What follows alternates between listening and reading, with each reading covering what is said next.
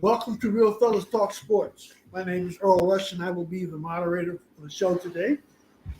We've got a whole lot to cover today, so I'm not going to be trying to be a non-funny comedian and saying a whole lot of silly stuff and not giving 10-minute answers because we have a lot to cover. So let's get straight to the panel so we can get straight to the show. I'd like to welcome a longtime friend from North Michigan Park. He attended St. Anthony High School. Charles Snowden, how are you today? Well, good evening, fellas, and good evening, Go-Go. It's good to see you guys. It's Wednesday. Let's have a good show. Okay. And also, we have from Indianapolis, David Burnett. David, how are you today? I'm doing great, Earl. I'm looking forward to the show and looking forward to the rest of the week, in fact. But this hour that we spend together tonight will set the tone for the rest of the week, and the March Madness marches on. Okay. And my longtime friend for over 58 years. Yeah. We both look like we're 50, but anyway, over 58 years. Larry Abrams. Larry, how are you today? I'm good, Earl. How about yourself? I'm alive, Larry. I'm doing well, and not that much time left to be complaining about things, so you just have to be appreciative for being alive. All right, so let's get to the show. Let's start off with the NCAA championship. Let's start off with the women, the ladies first. Do you have a Final Four for the ladies tournament, Charles? I do. I like Iowa. I like South Carolina. I like Notre Dame. And I like, I forgot what my fourth team was. But those three I like a lot. I can't remember who my fourth team was. And, of course, I like Iowa. Well, we'll get to that in a minute. Okay. David Burnett, do you have a Final Four? I do. I've got South Carolina playing Stanford and Iowa or LSU, but probably Iowa against UConn. And with the national champion, three-time national champion, South Carolina undefeated. Okay. All right. Oh, what's happening? Mr. Glenner, thank you for signing in. Finner for signing in. I didn't mean to mispronounce your name. What's up, Gregory? Okay. And Larry, do you have a Final Four? Yeah, mine's going to be really shocking. I'm going to take 3 SEC teams. I'm going to take USC and 3 SEC teams, which would be Tennessee, LSU, and South Carolina. Okay. All right. Sounds good to me. I didn't start to fill out my bracket until this morning, and I lost my glasses. I cannot read the print on the internet because I'm basically going blind, so I don't have a Final Four. But I would tell you that University of South Carolina will win it all for the ladies. Okay.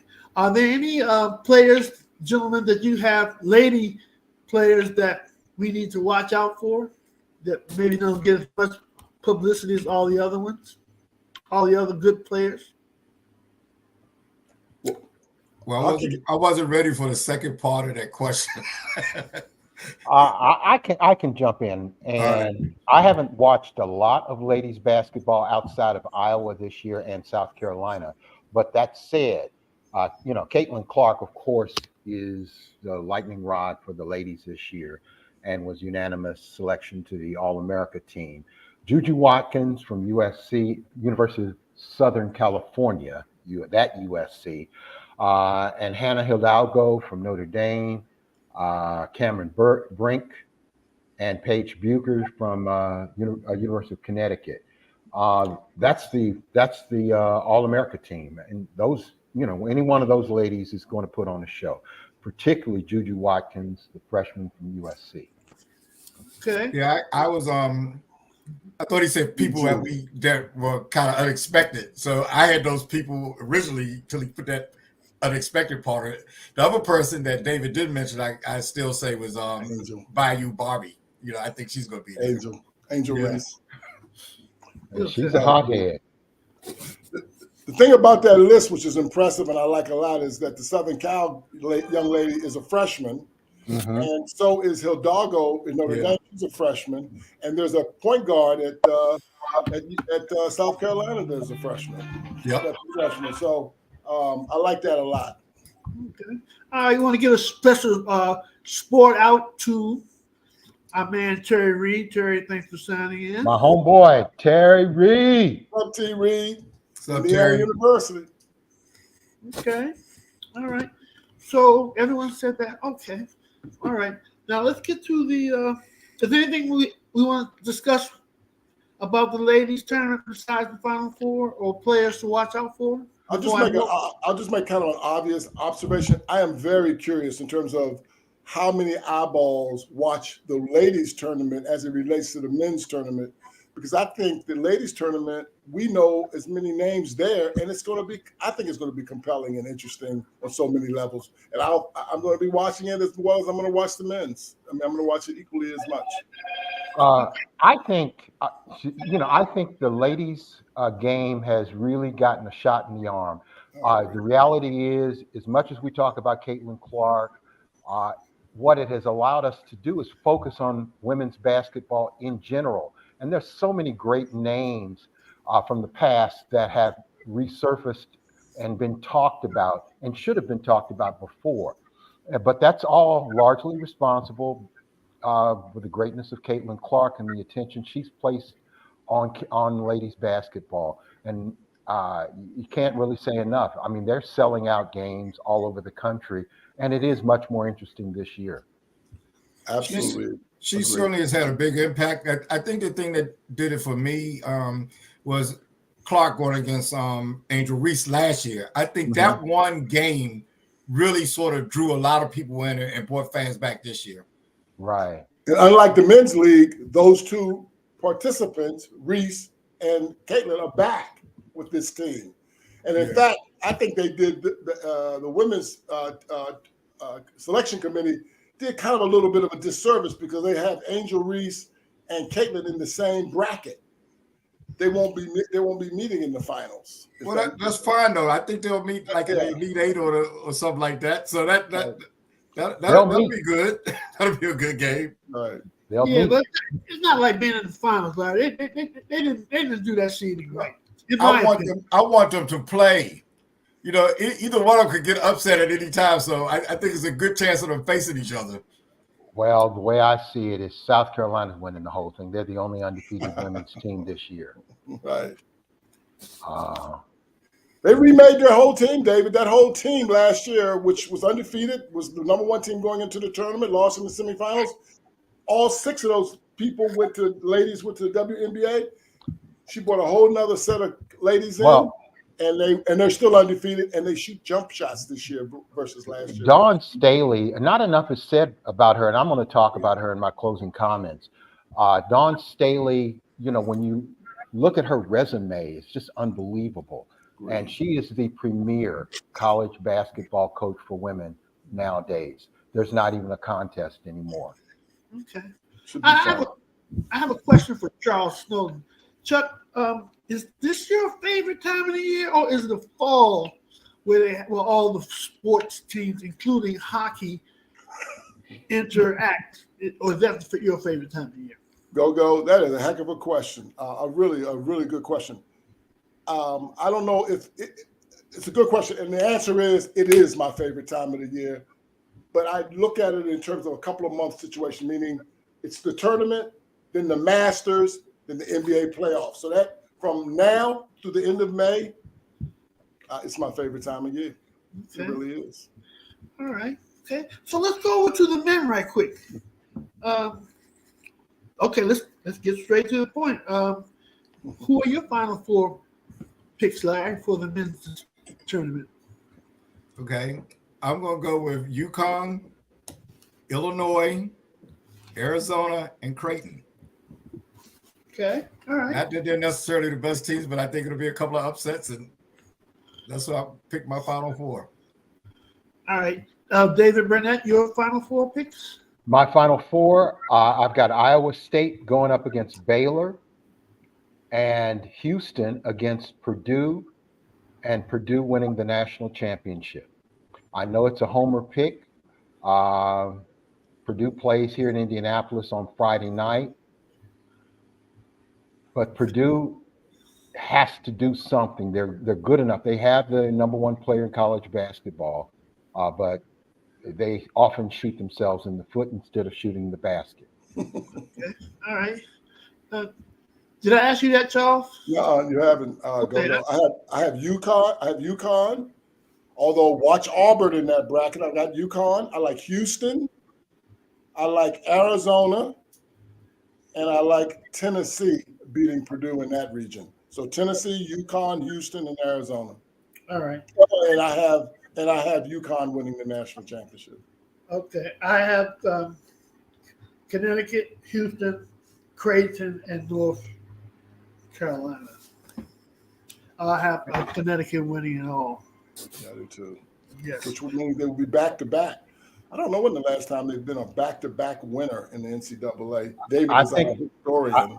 The last Florida? back-to-back was Florida in the 2000s. Call Larry. Yeah. When they had young Joakim Noah. and the guy that played for Boston, Yeah. Horford. Oh, Al Horford. Yeah, they played with Al Horford. Al Horford and Joakim Noah. Yep. Y'all remember his daddy when his daddy briefly played in the NBA? Tito, Yeah.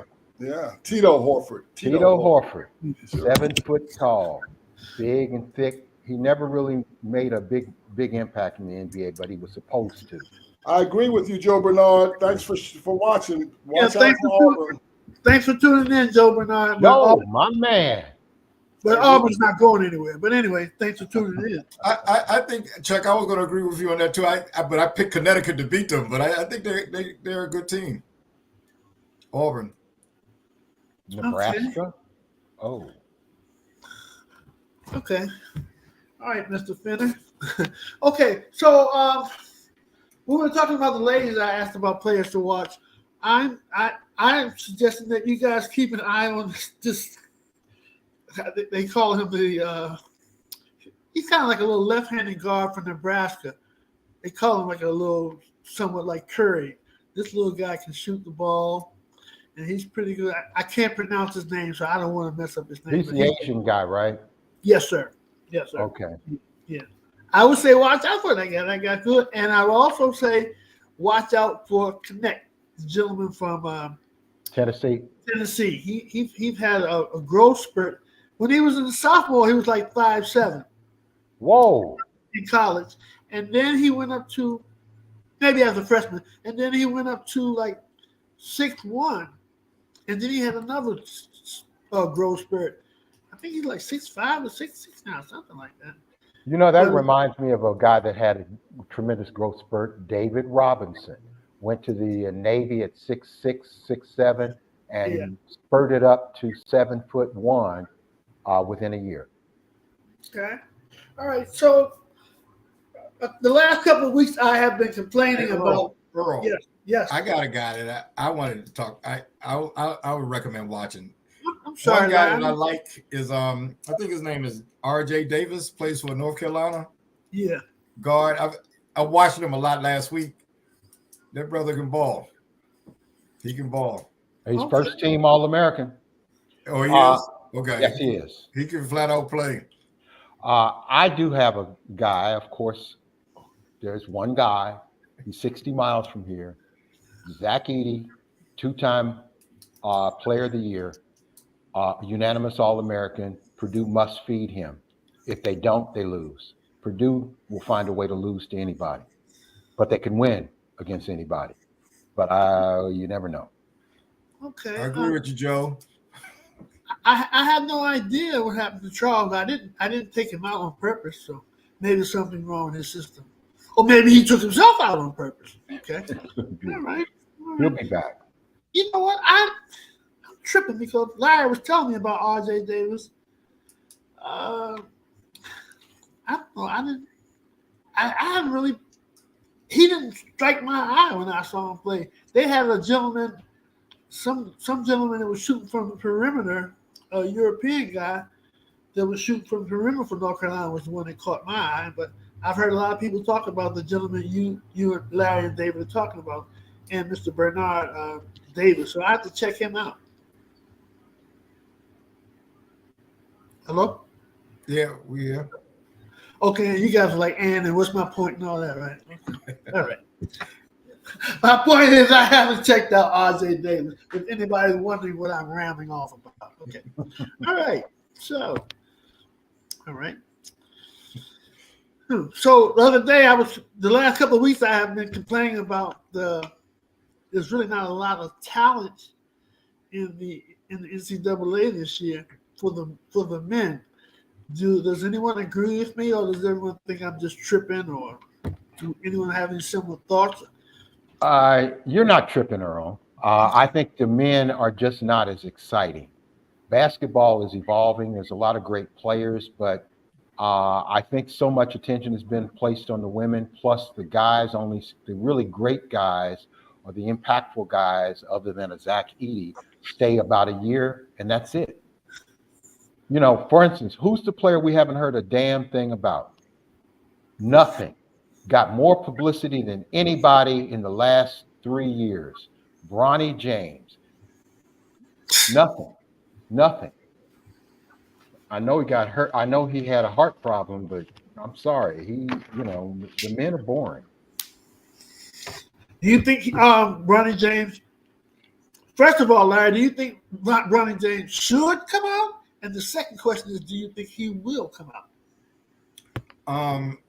Well, I think he should come out if somebody's going to pay him, and I think if his father puts a lot of pressure on whatever team he signs or agrees to sign with, he will come out. I don't think much of him. I haven't really seen him play, but a couple of times is nothing that he doesn't look. Otherwise, I don't think he would make the NBA at this point. Okay. If his name was Ralph, we wouldn't be talking about him. He averaged 5 points a game. 5 points a game. That might be too high. 4.8.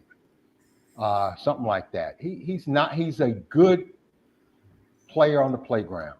He'd be great at the AAU level. He's not an NBA player. His daddy is one of the greatest players of all time, and that's the only reason we're talking about it. LeBron James Jr. is not good enough to play in the NBA, period. Wow. Okay. Well, I think we all come to an agreement on that point, David. And I know you like all that still doesn't mean he won't be in the NBA. Well, he might be on somebody's bench, but he's not good. I mean, he's better than me. Better than all of us. But there's a lot of people better than us. But are they in the NBA? No. He can't even start for his team, his college team. And I don't know. I don't follow them that hard. But there's a side of me that wants to say, but I don't have proof to back it up. Even before he had a heart attack, he wasn't going to start. But I don't know that for sure. So, I feel badly for him. His dad has set him up for this. Michael Jordan did not do this. He knew his boys couldn't play, and he didn't say a damn thing about them. LeBron should have kept his mouth shut about Bronny. Let Bronny just take those billions and be happy that he has a trust fund and a long life of wealth. Okay. I want to give a special splash out to my girl, Cherise Nicole. Hey, Cherise. Hello, Cherise. What's happening? All right. Okay. All right. So, do I know Joe Bernard, David? No, he's one of my Facebook friends. I actually have never met Joe in person, but we spar from time to time online. But a good gentleman, Washington, D.C. area guy, and I'm glad he's still following me, even though I disagree with him sometimes. Well, if he lives in DC, I might know him and not know that I know him. DC's Right. really small. Yeah. Okay. All right. And I want to thank everyone who tunes into the show each week in comments. We appreciate all of you all's participation. Absolutely. And Terry, I think you were exaggerating when you said you could outshoot him. But then again, I've never seen you play, so I really can't make that judgment. You can outshoot him. But Well, I've seen Terry play. Terry had a nice jump shot, but I didn't see him enough. I used to be scared of Terry. You're speaking of the past tense too. Well, I am. Yeah. Well, he's older than me. He was somebody I looked up to and was fearful of, but I just tried to stay out of his way. But now that we're both old, he's a good guy, great guy, grew up in my neighborhood, and I'm glad that I know him and his family. Okay, all right. What's Terry talking about? Eric Gordon torched Michael's son at NC. Michael Jordan's sons. Oh, okay. All right. I didn't even know they went to NC. I guess they were from there. Welcome back, Charles. I apologize. We had an internet hit, an outage for, I don't know, whatever that was, 5 minutes. That's crazy. Oh, So- by the way, the NC that Terry was talking about was North Central High School, where Eric Gordon. That's the high school that I went to, that Terry went to, Eric Gordon went to. Well, thanks for being specific, because I didn't, I was kind of up in the air about that one. Okay. All right. All right. Okay. So, anything else we want to discuss about the NCAA men's tournament? We have Final Four for the ladies. We had our Final Four picks for the gentlemen. We talked about players that we need to watch out for. Is there anything else about the women's division or the men's division that we want to cover before we move on? I guess we're ready to move on. I just want to make one quick observation about men's basketball. I don't know. I saw somewhere yesterday where on Monday where 1,000 people, players throughout college basketball have entered the portal. So college basketball, right before our eyes, is just going through a major change, and I find it interesting and fantastic and weird and strange, and teams can fix themselves right away. And so next year and this summer, it's going to be very, very, very interesting. But 1,000 kids are already in the portal with NIL and portal. It's strange, really a strange time. Indiana had 3 guys go in yesterday. Well, we're glad you made it back to us, Charles. Yeah, thank you. I love the way that you moderate. You're one of the better moderators on the show, you and David. All you guys are good, but you're like my favorite. But honestly, the 5 minutes that you weren't on the show, that was the smoothest 5 minutes of this show. That was the smoothest 5 minutes of this show that we have had in its 4-year existence. And that was a nice build-up. I'm not a build-up to tear down. I'm not picking on you, but we're glad that you're back. The show wouldn't be the same without you, Charles. That's for sure. But sounds like it will be better. That's what it sounds. Well, Larry and David, they're not mean-hearted like I am, and they don't like to demean anyone or anything. But if I asked them and it was on the show, they probably would say, "You know what, Earl, you're right." But let's move on. Okay, let's go over to the National Football League and talk about the free agent signings and non-signings and trades that have taken place since the last time we were on the show. David, do you have any signings that you think were significant since last week that we discussed? Well, we touched on before is that's a little old because it's about a week old. But Russell Wilson going to Pittsburgh, it's probably the number one signing. And of course, Denver's taken up most of the paycheck. But Russell Wilson has a third chance to resuscitate his career. And that used to be one of my favorite players, but, I move on. Okay. And Larry, any significant signings that you want to bring up? Well, I would say not since last week. I mean, I think they already had Wilson last week, but they traded for Fields. I think that was pretty significant. And I also think it's a pretty good move for Pittsburgh because they've won a number of games the last couple of years. Now they won a number of games the last couple of years with no quarterback. Now they kind of got two guys to give them a shot at it. So I think it's going to be interesting. Okay. Well, let me move on over to my man Chuck Snow, who loves Fields. Chuck, what do you think about the acquisition of both the quarterbacks, and how do you think it's going to turn out? Well, I thought that was a great move by Pittsburgh, to tell you the truth. And I think before halfway through this season, I think Justin Fields will be starting for Pittsburgh. And I also believe that they're going to use him a little bit, even up until that point, maybe in option plays and so forth. But what I'm struck by more than anything is he went for a 6th round pick in 2025, which says maybe people just didn't like the guy, or they didn't value him in this league. I mean, Sam Howell went for 2 draft picks to Seattle, and I thought Justin. I'm very surprised at how little interest was in Justin Fields. Is there a possibility, Charles, that you might could have possibly overrated how good this gentleman was? Because it seems like nobody really thought that much of him except for you. For me, I know. Well, we'll see how it plays out over the next couple of years. I mean, that's all we can do now. I think the Bears probably wanted too much for him, and everyone in the league knew that they were motivated sellers. So, because think about it, I think his pick could be a number 4 pick. Is conditional if he plays enough games. Right.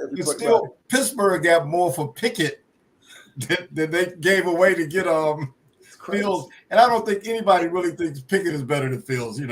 So I think I kind of look at Chicago. They probably asked for too much, and everybody knows that you got the number 1 draft pick. You're gonna get rid of him at some time. We're not giving you a lot, and a lot of those quarterback moves, I really think when Kirk Cousins went to Atlanta, that kind of messed things up as far as them trading him.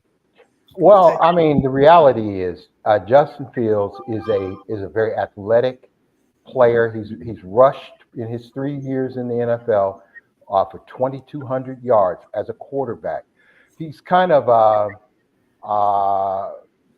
I don't know, maybe there's a possibility for him. But, Pittsburgh is in a good situation. They got Russell Wilson maybe for a year.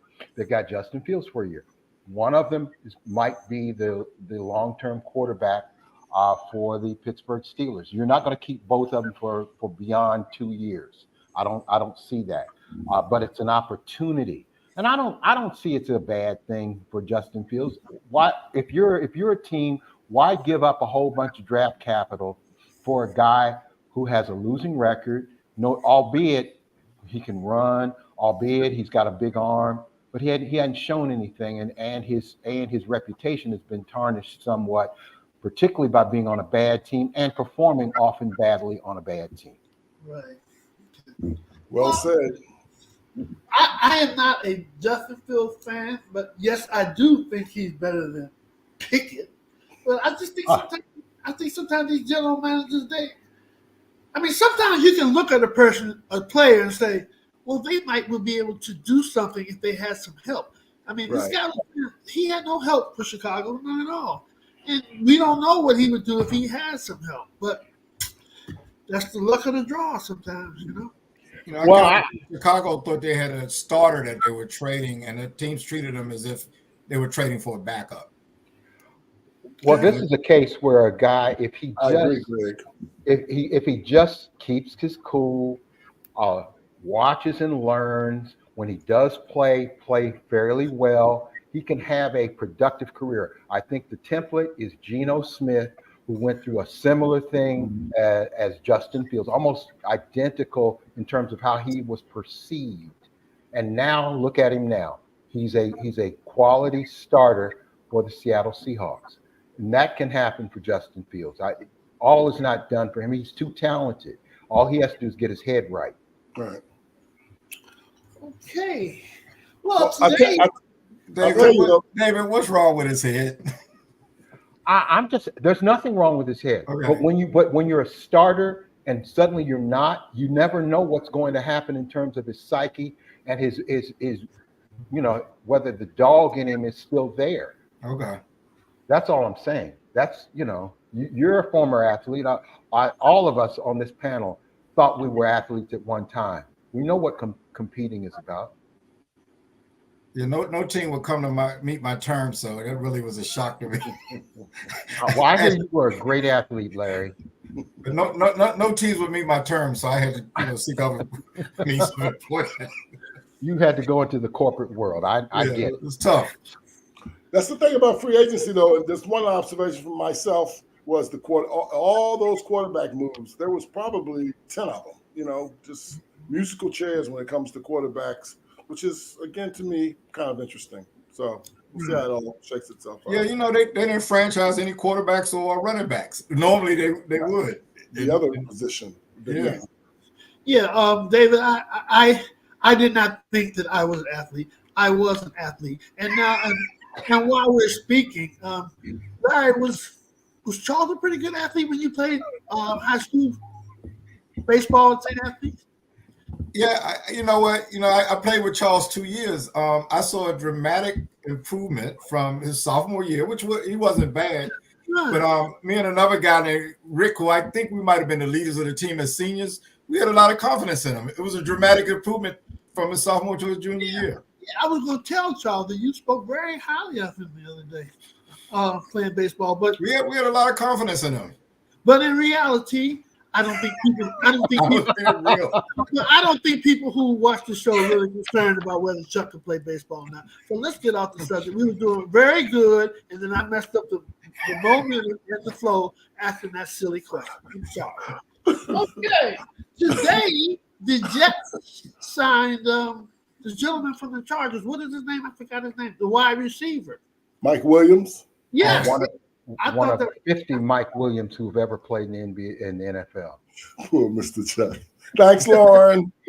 Hey, Lauren, what's going on? That's my girl. Yeah. All right. Yeah, I think that's a big signing for them. I mean, he was injured the last 2 years, but okay, everything has to come with an if. Okay, can I ask a question, and maybe you guys can answer it? Sure. How many Mike Williams have there been in the NFL? There must have been 5 that played wide receiver. Really? I mean, I'm dead serious. There's a bunch of Mike Williams that have played in the last 20 years in the NFL.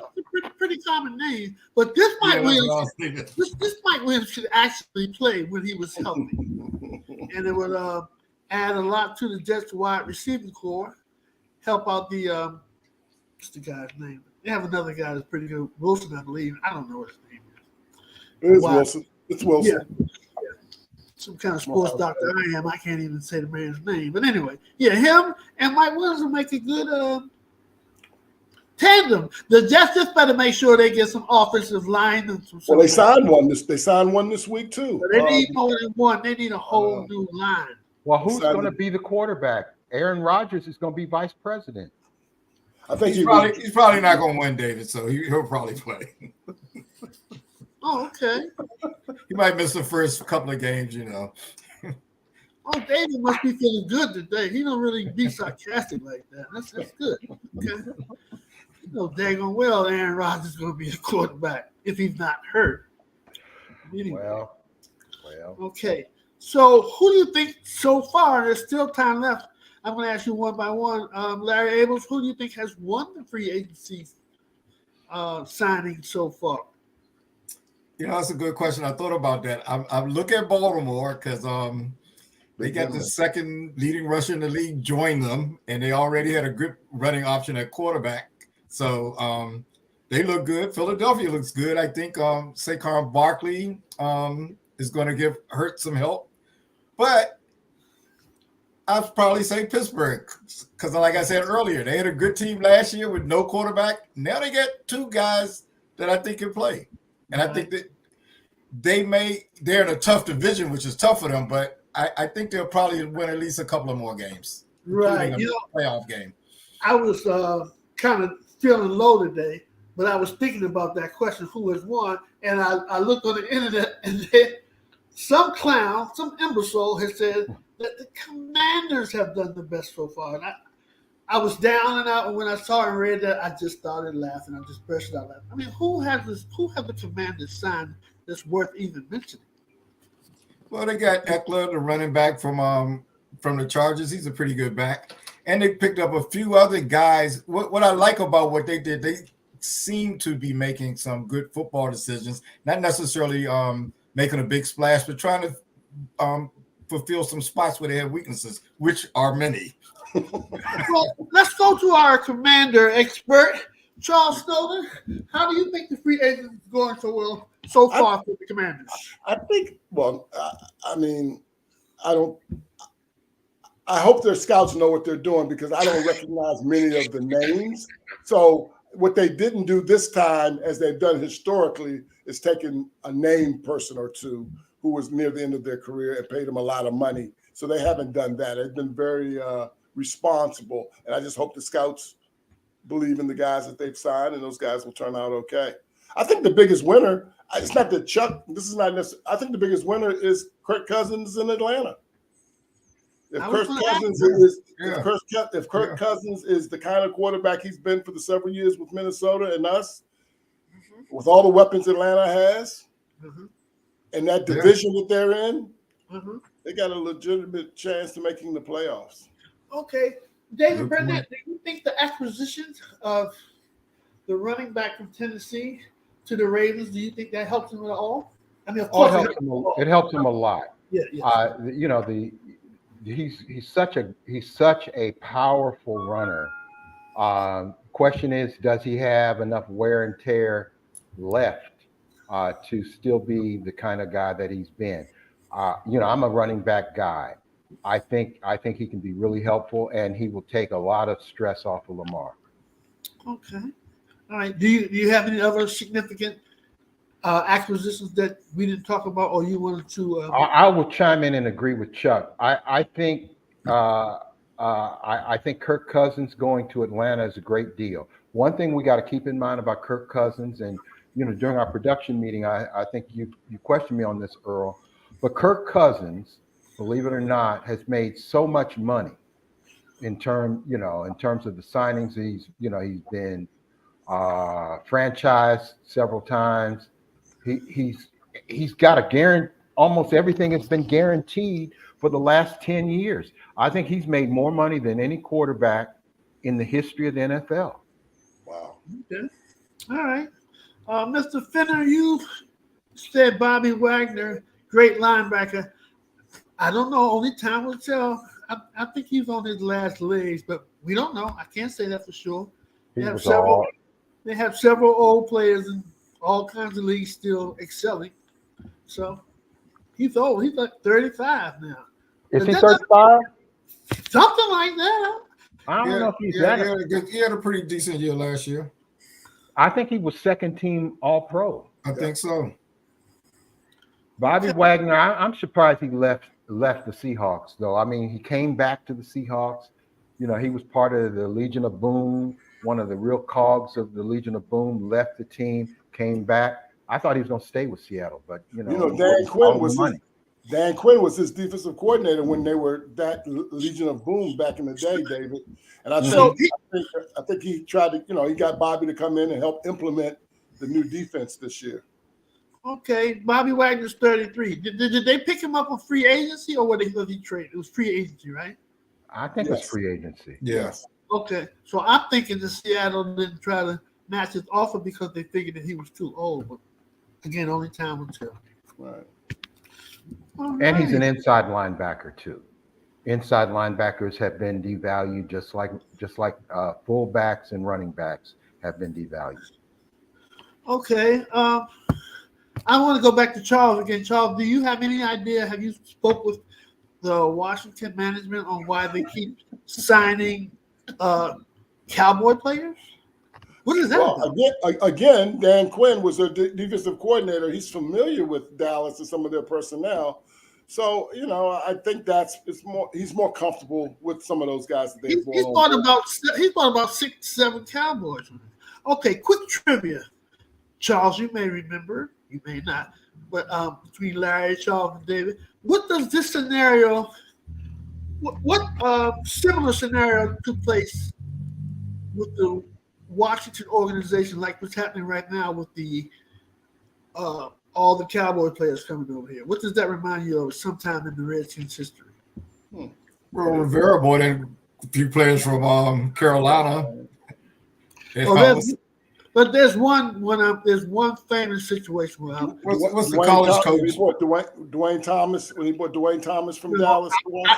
What's the college coach that Spurrier? Didn't he bring a bunch of guys from Florida? Okay. Yes, he did. I think Earl is referencing Washington. He's saying Washington, Dallas to Washington. Well, I didn't hear that. Oh. Yeah.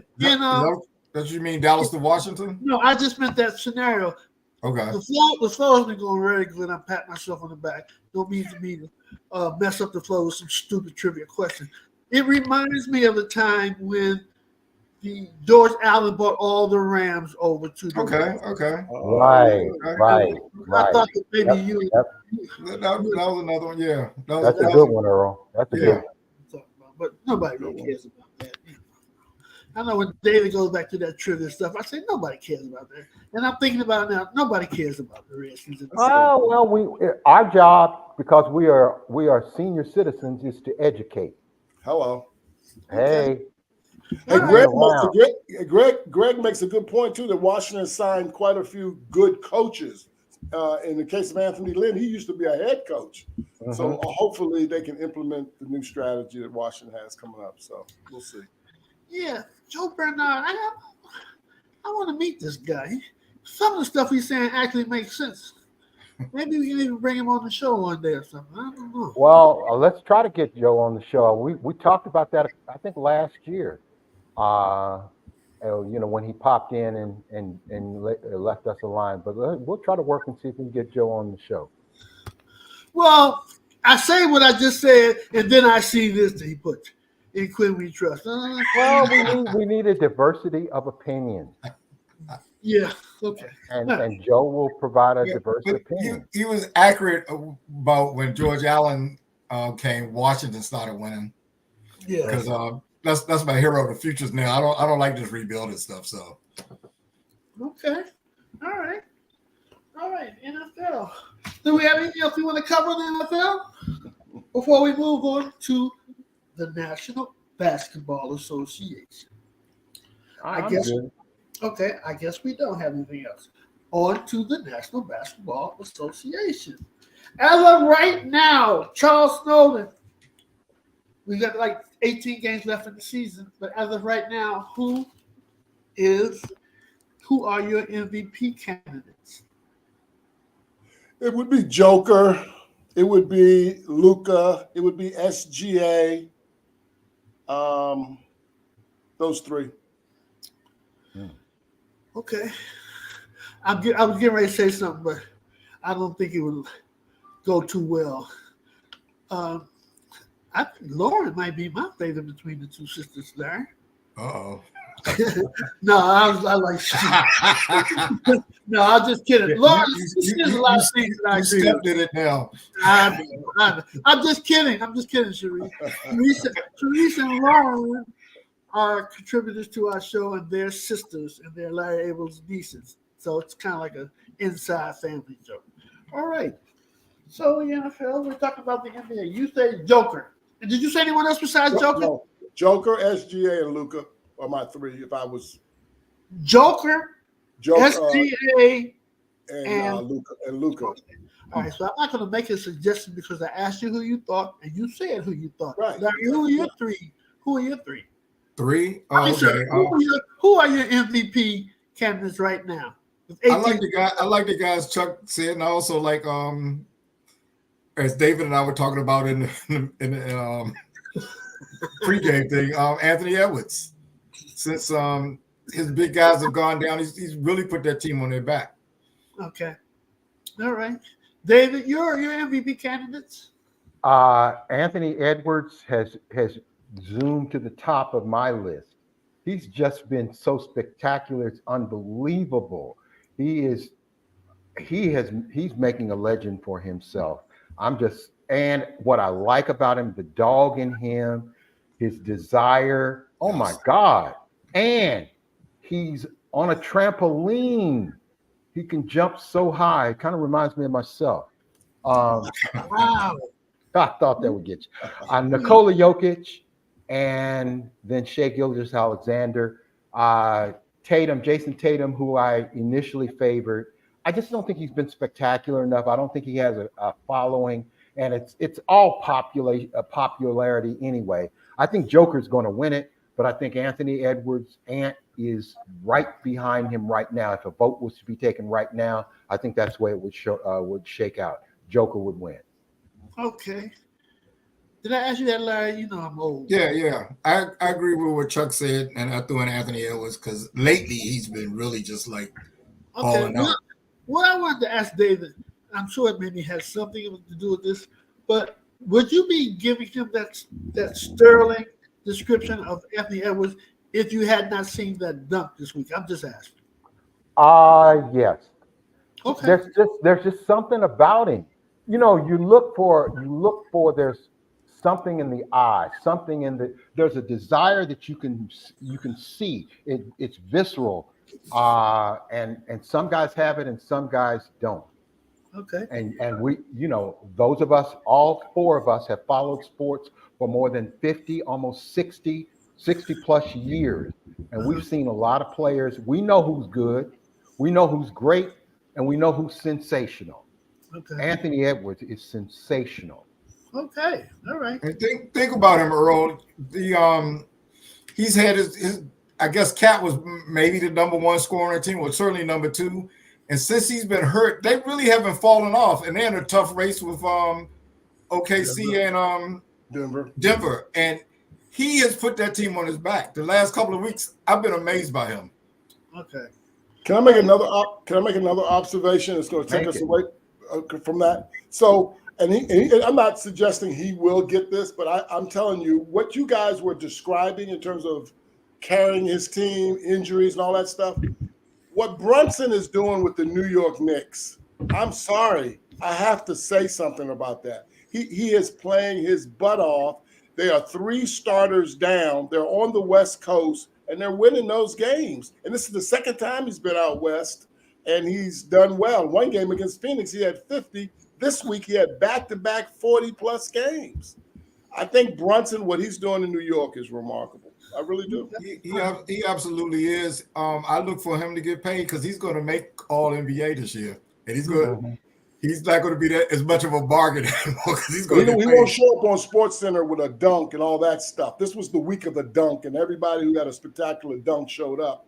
And Brunson he's not that kind of player, and so I don't think he gets the love. Well, can I ask you guys this? And speaking of Brunson, because I agree with what you're saying about the guy. But none of us expected he would be this good coming out of Villanova. None of us did. Absolutely. What was it about him? I mean, how did he do this? Because he wasn't even this good at Villanova. He was good, but he wasn't this good. He's just gotten better and better. I mean, some players do that. They just get better and better. Well, he's doing it. He's a better shooter. He's a better shooter than I think anyone expected. He's tough inside as a guard. He's physical, but man, he can shoot too. He can really knock down shots. So I like him. I'm sorry, Joe Bernard. I missed this comment. I'm just hoping that this wasn't under the question where I asked your MVP candidate. I'm hoping that. I could be wrong. Well, everybody got an opinion. Yeah, but might be wrong. I mean, but the show has been great tonight. No one has said anything outlandish. And so if someone says something outlandish, which I think you say Tatum is one of the MVPs, that's outlandish to me. Earl, that's mean. I'm just saying. I mean, he's not in the top 3 selection. So, I don't know how many selections you want to have. And they always talk about this guy's the next face of the NBA. That I don't see that. I don't see that at all. He's a very good player. I think that was some wishful thinking, and he's on the team with the best record. But No, I don't think he's better than the other guys we mentioned tonight. I'm not even sure he's the best player on his team. No, he's well, he might be the best player on his team, but he's not playing the best for the team right now. Mm-hmm. You know what I'm saying? Greg makes a good point. Sometimes disappears at crunch time. Yep. He's not the type of guy, and Boston tries to do this, give him the ball and clear out. If they run their offense, he can get his points. But when they do the 1-4 with him, they lose those games. Yeah. There you go, Mr. Bernard. I understand now. Makes sense. It makes sense. All right. Yeah. The thing is, he cleared that up. You know, David always talks about how the media portrays people and everything. I have to agree with him on this one. The media is pumping this guy up. This guy does not come through he does not come through in the crucial. And then they try to cover it up by saying he's young. This guy's been playing for 5 to 6 years. I mean, you know, that's long enough for you to be able to eventually come through in the crucial. But they try to cover up for him because he's like one of their darlings. You know. Anyway, Boston just plays their regular offense. They will win a lot of those games because they have so many options, and you don't just have to go to him. They kind of tear their offense down when they do that. And he'll get his points in their regular offense if he's on that night. But if he's not on that night, they got other people that can shoot. They do.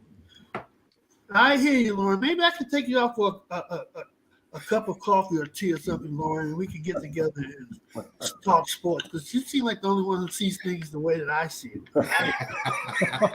I tell you, Zion had a good week too. Zion's been playing well for the new very well, and he's had a few couple of months.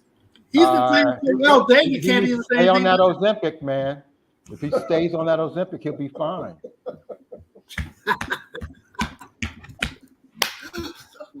Okay, so the other day I asked the question. Well, you know, let's forget that. I've already asked it. No reason for me to be redundant. Let's move on to something new. Okay. All right. So, who is the top point guard in the NBA right now, in your opinion? Larry. Top point guard. Oh, man. Is Luka a point guard? See, that's the other thing. Okay, if he's a point guard, that's who I'm going with. I kind of like to ask those questions sometimes because everyone has a different opinion of what position this person's playing. Like some people say Steph Curry is a point guard. I don't see that, but you know, and they said. So I guess on Dallas's team, I guess is between him and Kyrie Irving, right? Doncic is definitely the point guard on that team. He's the point guard on Dallas' team. Okay, well, I'm going with him. David, your point guard, number one. There are no more point guards and no more centers. There's no more nothing. They're just basketball. There are just basketball players, and he is a really damn good basketball player with the ball in his hands. You know, LeBron is a point guard. I mean, you've got so many guys that can dribble, that can, you know, that can distribute, that can shoot threes. You have to be able to do all of those things to be in today's NBA. You've got to be able to put the ball in. Look at Wembanyama. Look at him. He's 7'4", 5 years or whatever. He's handling the ball like Kyrie Irving. All right, that was not possible just a few years ago. So the game has changed dramatically. Okay, well, that cuts out a lot of what I was going to say for the next 5 minutes. I didn't mean to do that. No, it's no sense of me asking what the best of what position, because as you say, you know, position. Chuck just mentioned a very good point guard. I think it's undeniable that Brunson's a point guard, and he's very good. I don't know if he's the best. There's one in Golden State too. There's a guy in Golden State that plays the point. We don't know if he's a point either. That's what Earl's gonna say. What's his name? But Brunson is undoubtedly a point guard. His name is Steph Curry. He's a basketball player. He's a guard. Okay. All right. So is Wembanyama. I still haven't got his name right. Is he unanimous MVP? I mean, is he unanimous Rookie of the Year? Absolutely. Yeah, David? Yes. Larry? I expect him to win. Yeah, at first I thought it was going to be close between him and the guy at OKC, but yeah, Holmgren. But he's in my view, watching both of them play, he's the best right now. Okay, and he's getting better. Charles, if he be, I think he's the MVP, rookie of the year this year, no doubt. okay. And I think Trace Jackson Davis will be second. I'm just kidding. I'm kidding. Don't overreact to that. Having fun. Having fun. Okay, well, Charles, we're all used to you saying some pretty wild things, so I guess we can understand. Trace had, in his defense, and I have been dogging him like crazy, but he has been playing. He's above serviceable so far the last couple of weeks, but that's just the last couple of weeks. Time will still tell. Okay, David Burnett, who's coming out of the East and who is coming out of the West? Boy, that's a hard one. I think it's between Milwaukee and Boston, but right now we're seeing a lot of injury problems with Giannis Antetokounmpo. I think Boston will come out and get smashed by Denver again. Okay, Charles Snowden, who do you have picked? I think it'll be. I think Denver will come out of the West, and I think Boston will come out of the East. Okay. Before we move on to you, Charles, if the injured players, including the big man Mitchell Robinson and the other guard they just traded for, if the Knicks come back fully healthy, would you be surprised if they came out of the East? No, I wouldn't be surprised. No, I would not be surprised. They're playing that good. And if they get all those guys back, Julius Randle and OG is back, but they get Randle back and Mitchell Robinson, that makes their bench even deeper. They're doing a good job, man. Well, let me just say this, Chuck. Julius Randle will not show up in the playoffs. He never does. Wow. So I'm sorry. Okay. Larry, who do you have coming out of the West or the East? Well, I think the smart money's on Denver and Boston, but I have another team that if their injured player could come back and play like he was playing, Philadelphia, I wouldn't be surprised if they could beat Boston. But I heard the Embiid is only going to be back for the last 2 weeks of the season, so I'm not sure he's going to be able to ramp up that quickly. Yeah, he got to get his win back and everything. We don't know how he's going to play after the injury. I have, I don't know, maybe because I'm just anti-Boston as far as anything is concerned, but I see Milwaukee coming out of the East. Okay. I see Milwaukee coming out of the East, and I see Denver coming out of the West. That's the way I see that. It's just something about Boston. I mean, Larry and I argue about this all the time. He believes that they have a point guard that can do the job. I believe Boston needs a point guard to settle the team down at the end because Tatum and Brown trying to isolate them at the end of the game, that's not working. You need a point guard that's going to take charge. You got always Lord Holloway. Hollywood's a good player, but Holloway is not all that point guard, in my opinion. But only time will tell. Let me state our difference more accurately. You think their problem is their point guard. I'm not arguing that they couldn't use a point guard. My problem is their coach, because when he goes to that 1-4, I think the coach is doing that. If they just stick with their regular offense, I think they have a good chance of winning. So I think it's the coach as much as anything else. I think they have enough talent to do it. Right. Mr. Finner, you're absolutely right. But my thinking is a real point guard. He's just going to override the coach and say, give me the ball and let me set this stuff up. The interesting part about that, though, the other guy, who's the light-skinned guy with the White. Yeah. So you would think between him and Drew Holiday, they would have a point guard, but I don't disagree with you, Go. They don't seem to. I think their problem is two things. I don't think their coach is that good, and I don't think they play with a sense of urgency like the Knicks do. The Knicks scrap, and I don't think Boston does. They don't play hard enough or something like that. Well, Boston has the best record in the league. I think they're playing very well. Well, they're loaded in talent. Yeah, and they had a string where they were blowing people out by over 20 points for like 11 games in a row. That's why I want them just to play their game, but Right. they beat themselves. Right. But I think it's the coach. Stop I that do craziness. too. I do too. And I think they got point guards that can do it if they want to. Okay. All right. Well, if you're a point guard, you should automatically want to. But I'm the only The coach runs the show, man. Come on. I don't. Sure, he does. The coach runs the show. I don't. You and I very rarely disagree, but the coach does not always run the show. For example, the Lakers. They don't listen to their coach. They listen to LeBron. Different situation there. Different situation there. I agree. But I'm talking about Boston. Okay. Well, historically, the players do call the shots at times. Larry Bird called the shots from time to time over K.C. Jones. Remember when K.C. Jones was the coach of the Bullets, and the Bullets were in the finals, and they got blown out.